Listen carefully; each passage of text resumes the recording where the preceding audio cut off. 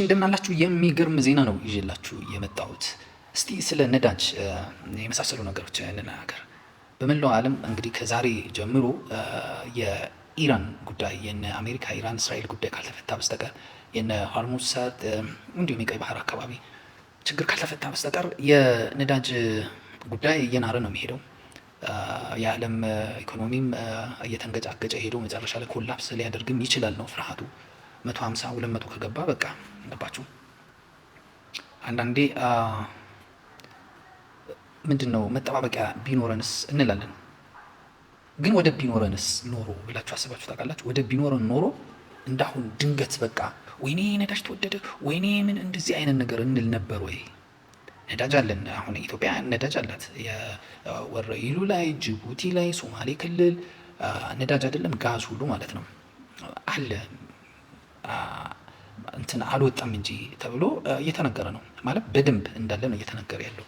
በተለይ ጋዝ በጣም የትየለሌ ነው የሚባለው። እና ምን ልላችሁ ፈልጌ ነው፣ ወደብ ቢኖረን ኖሮ አስባችሁታል? ወደብ ቢኖረን ኖሮ የዋጋ ንረቱን ላንቀነስ እንችላለን። $100 ከሆነ $100 ነው የሚሆነው፣ 150 ከሆነ ግን መጠባበቂያ ይኖረናል፣ እዛ ማከማቻ ይኖረናል። ኢትዮጵያ የራሷ ወደብ ስለሌላ ጅቡቲ ላይ እንግዲህ ዘና ብላ እዚህ ጋር በቃ የመጠባበቂያ የነዳጅ ማከማቻ እዚህ እንዲኖረኝ ይፈልጋሉ ልትል አትችልም። የሰው ነገር የሰው ነው፣ ገባችሁ?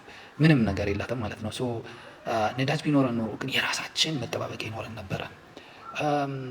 ለተለያዩ ለጅቡቲ ለገለመን የምንሰጠው በቢሊዮን ዶላር የሚቆጠር ብርንም ለነዳጅ ማጣሪያ ምናምን የተለያዩ ማሽነሪዎች እንዲሰሩበት ማድረግ እንችል ነበረ።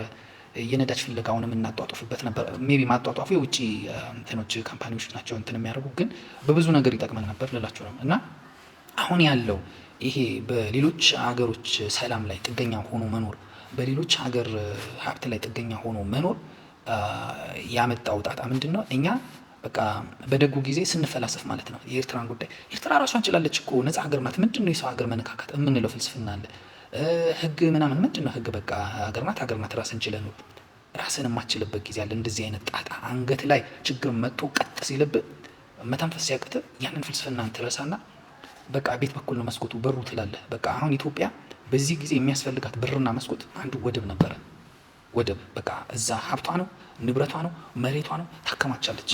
በቃ አንደኛ፣ ሁለተኛ፣ ሶስተኛ በቃ የተለያዩ አይነት ሌየሮችን ታስቀምጣለች። እና ሌሎች ሀገሮች አሁን አላቸው መጠባበቂያቸውን ሁሉ አውጥተው ባለፈው ሳምንት አይሰጡም። ለዓለም የሚሰጡት የተወሰነው ከዜጎቻቸው የተረፈው ነገር ነው። እና ምን ልላችሁ ነው አሁን በዚህ ሰዓት ማድረግ ያለብን ብዬ የማስበው፣ ኤርትራ የምትባል ሀገር ብትኖር ኖሮ ችግር የለውም፣ ሀገር ናት፣ እውቅና መስጠት አለብን። በዓለም አቀፍ ሕግ መሰረት የምትባል የለችም። የውሸት ስዕል ስላችሁ ለልጆቻችሁ አስተምራችሁ እየተፈላሰፋችሁ እቺ ኤርትራ ናት ይሄ ምናምን ነው የምትሉትን ነገር አቁሙና ሙሉ ካርታውን የኢትዮጵያን ካርታ ለልጆቻችሁ አስተምሩ። ትምህርት ቤቶችም እንደዚሁ በቃ ይሄ የተቆረጠ ካርታ አውጡና ሙሉ ካርታውን ለልጆቻችሁ አስተምሩ። ካሪኩለም ውስጥ አካቱ። የኢትዮጵያ ተቃዋሚዎች ለፓርላማ ከምትወዳደሩ ለኢትዮጵያ ጦር ማለት ነው በቃ ፕሮክሲ የሆነ አህመድ ግሩፖችን ሰርታችሁ በቃ ኤርትራን ለማስመለስ ወደቡን ለማስመለስ መዋጋት አለባችሁ። በቃ የኢትዮጵያ ተቃዋሚ ተፎካካሪ ፓርቲ እኮ አልሆናችሁም ገና። ተቃዋሚ የሚባለው የመጀመሪያው ዲኤንኤ የተማሪዎች የአዲስ አበባ ዩኒቨርሲቲዎች የኤርትራን መገንጠል የተቃወሙ ወጡ። ሲቃወሙ ተቃዋሚ ተባሉ። ያ ተቃዋሚ መጨረሻ ኤንዲንጉ መሆን የነበረበት ይሄኔ የጦር መሳሪያ መታጠቅ ነበረ። ታጥቆ ኤርትራን ማስመለስ ከኢትዮጵያ መንግስት ጋር እጅና ጓንት ሆኖ አሁን የኢትዮጵያ መከላከያ ሰራዊት ሄዶ ያ ነገር ከሚዋጋ መሆን የነበረበት የኢትዮጵያ ተቃዋሚዎች የኤርትራ አስመላሽ የህገወጥ ወረራን አሰብን በህገወጥ መንገድ የወረረችውን ኤርትራ የምትባል ሀገር ህገወጥ በሆነ መንገድ የተመሰረተችበትን መንገድ ፍቆ ተቃውሞ ዓለም አቀፍ እንትን ያለው ሙቭመንት ያለው እና በሚገባ የትግል እንትን ላይ መመሪያ ላይ ማኒፌስቶ ላይ ተመስርቶ ውጊያ መካሄድ ነበረበት። ይሄ እንዲያውም ልክ በዚህ ሰዓት አሁን ይሄኔ አሰብ ላይ ውጊያ መኖር ነበረበት። የኢትዮጵያ ተቃዋሚ ማለት ነው። የኢትዮጵያ ተቃዋሚ ከኢትዮጵያ መንግስት ጋር የማይጋጭ የማይጠላ አሁን እዚህ ወንበር ፓርላማ የሚፎካከሩ ሊኖሩ ይችላሉ። የኢትዮጵያ ተቃዋሚ የሚባለው ቃል የተመሰረተው ኤርትራ ለምን ትገነጠላለች የሚል እስከሆነ ድረስ በቃ ጉዟችንን ጨርሰናል።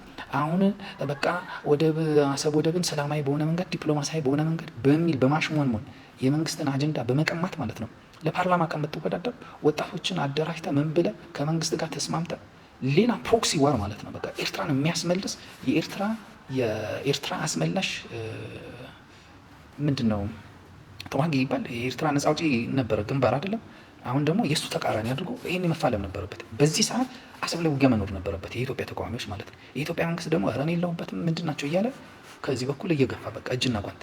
አሁን መጥቀስ ጥሩ አይደለም እንጂ አሁን ሂዝቦላ ምንድን ነው የሊባኖስ መሬት ተወስዶብናል ነው። የሊባኖስ መንግስት አይዋጋም እስራኤልን፣ በቃ ሰላም አውርጃለሁ ብሎ ነው የሚኖረው። የሂዝቦላ ፋይተሮች ግን ዋና ዓላማቸው ምንድን ነው? ህገወጥ በሆነ መንገድ የወሰደችውን መሬት ትመልስ በሚል ነው የሚዋጉት። የሊባኖስ አርሚ አይቃወመውም። የሊባኖስ መንግስት ማለት ነው ሄደ ትጥቁን አስፈታ ሲለው አላስፈታም ማለት ከህዝብ ጋር አልዋጋም፣ ትክክል ናቸው ነው ያለው።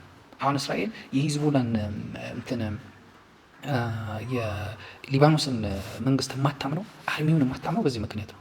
የፖለቲካ አመራሩ ትጥቅ ማስፈታት ይፈልጋል፣ መከላከያው ግን አይፈልግም።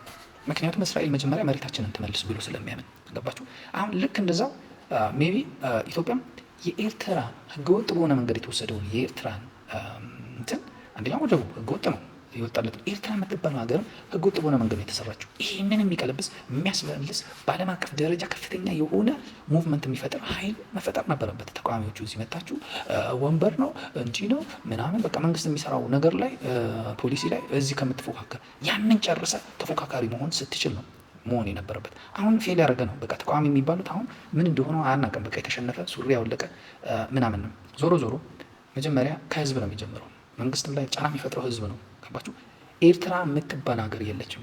መንግስት አሰብን ብቻ ወስጄ ኤርትራ ነተዋለሁ ቢል ራሱ የማያዛልቅ ነገር ነው። ከጀርባ የሀገር ጠላት አስቀምጠ ኤርትራን ብቻ ይዤ አሰብን ብቻ ይዤ እመጣለሁ ብትል ተዋግተህ እዛው ትደማለህ እንጂ አሰብን ይዘህ አትሄድም። እዛ ሁሉ ጠቅልለህ መሄድ አለብህ። ለዛ ደግሞ ይሄ በጣም ወርቃማ ጊዜ ነው። ወርቃማ ይህንን ጊዜ መጠቀም ያስፈልጋል።